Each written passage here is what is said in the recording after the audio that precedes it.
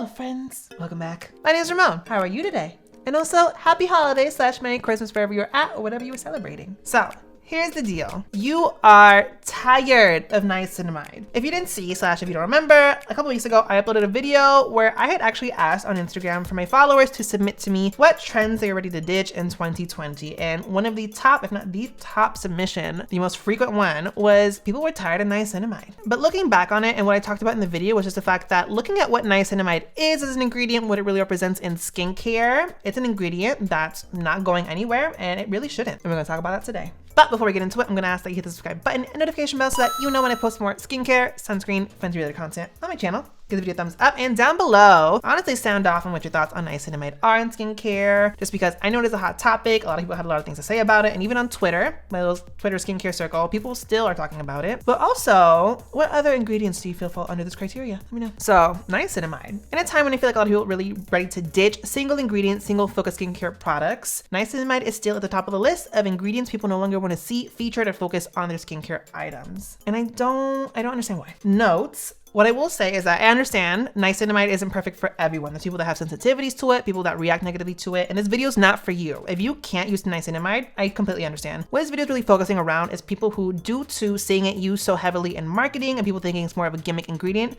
people looking down on the ingredients and as a result, really negatively critiquing brands that are really heavily focusing and really featuring the ingredient in their products and their product launches to this date. I really want you to look objectively at what the ingredient stands for. Look at what ingredients stand for on their own and why they're used in formulation and base opinions off that, as well as the fact that we shouldn't look down on something just because it is used so frequently. If anything, we should really celebrate that brands are now really featuring proven, researched ingredients. For context, niacinamide I've talked about a bunch on my channel. Go check out the videos where I talk about niacinamide as a great ingredient for pigmentation in people of color, or just as a gold standard active. But niacinamide is a skincare superstar. In my mind, it is in the same arena as retinoids and azelaic acid, as those ingredients that just do so much and have like all-in-one benefits to them, because niacinamide does. Looking at what it does for the skin, it has really great sebum controlling, skin regulating properties. That also has antibacterial, anti-acne properties, antioxidant benefits to it. It helps with pigmentation and skin texture, as well as, most importantly, helping to strengthen and repair the skin barrier. What I will also add to this is that there's a lot of studies, again, as I mentioned, that prove the benefits of niacinamide.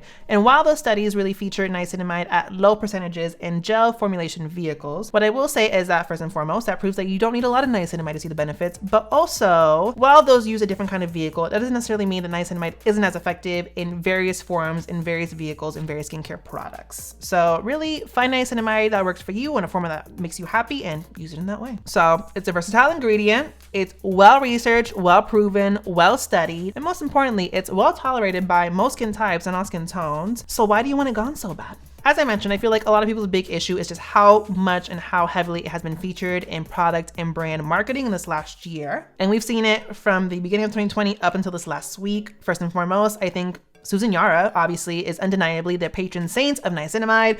I frequently say that niacinamide is her third born child, but niacinamide honestly is the backbone for a lot of Naturium's products, and for good reason. But Naturium isn't the only brand that's done this. Fenty Skin was a brand that put niacinamide at the forefront of its marketing and its brand launch when it launched this year in 2020. And you also had The Ordinary launching a 100% niacinamide powder that lets you customize and niacinamide-ize any of your skincare products to really customize your routine to include the strength and amount of niacinamide that you wanted to use. So undeniably, it was pretty much everywhere in 2020, but I'm still trying to wrap my mind around why that was such a problem. Looking back at it being featured so heavily and put front and center by so many different brands for so many different launches, week after week after week after week, I feel like a lot of skincare consumers really saw it as brands beating a dead horse, and they didn't understand, why are you launching another niacinamide product when you just launched this other product a couple weeks back that also featured niacinamide? Like, why are we still doing this? This is really repetitive. You're just beating a dead horse. My perspective on it. Niacinamide's been that girl and will be that girl. She's been around and used prevalently in skincare for decades. There's research and studies showcasing niacinamide's topical benefits dating 10, 20 plus years back. I think this last year was just the first time the ingredient really was put front and center so much by different brands, really touting and hyping up the benefits of the ingredient, that for a lot of people was the first time they were really seeing it, because they saw it so often and so much, they were just like, why? And while a lot of brands really capitalize off of it, why is it so bad to capitalize off such a beneficial ingredient? Because the thing is, we see brands do this all the time with things like retinols and AHAs, ingredients that are really well proven, well studied, well researched, and are put front and center to sell products because we know they do the things they're promising to do. But why don't we keep that same energy for niacinamide and we look down on it, especially when retinols and AHAs, when used too much, which is the issue people have with niacinamide being everywhere this last year, those have negative implications on the skin. Niacinamide with overuse at most, in some people, might lead to a little irritation. See what I'm not seeing there? On the other hand, people didn't keep that same energy when it was brands touting and advertising and marketing around products that had no research behind them or had minimal studies around them, like CBD oil or bakuchiol. So when I saw all this negative criticism towards niacinamide, it just didn't make sense to me when no one had anything to say about the other things. You feel? And my thing with seeing it so often and in so many different places is that most importantly what it's doing is it's giving people options. In a world where skincare is at this point really, really prevalent, it's really, really diverse, I think giving people the option to be able to customize their routine as they see fit, incorporating things, ingredients, or products where they see more beneficial to them is really, really important to allow people to, again, just enjoy their skincare, use what they want to use, but get the most out of it. And I think the brand facing the most brunt of the criticism right now is Naturium. They launched so many niacinamide products this year, but it's not launching all these products to use all these products on the same routine, get all these like basically consecutive benefits all at once from this entire line.